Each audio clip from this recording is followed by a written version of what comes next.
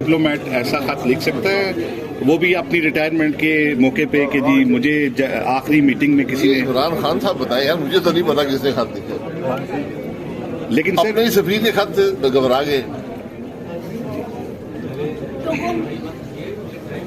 Diplomat ऐसा खत लिख सकता है, वो भी अपनी रिटायरमेंट के मौके पे कि जी मुझे आखिरी मीटिंग में किसी ने। इमरान खान साहब बताए यार, मुझे तो नहीं पता किसने खत लिखा। लेकिन अपने ही सफीर के खत घबरा गए।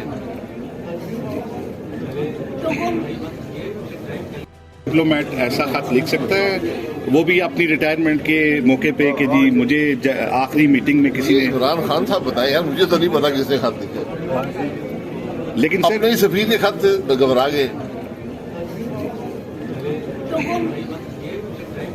डिप्लोमेट ऐसा खत लिख सकता है, वो भी अपनी रिटायरमेंट के मौके पे कि जी मुझे आखिरी मीटिंग में किसी ने। इमरान खान साहब बताए यार, मुझे तो नहीं पता किसने खत लिखा। लेकिन अपने ही सफीर के खत घबरा गए।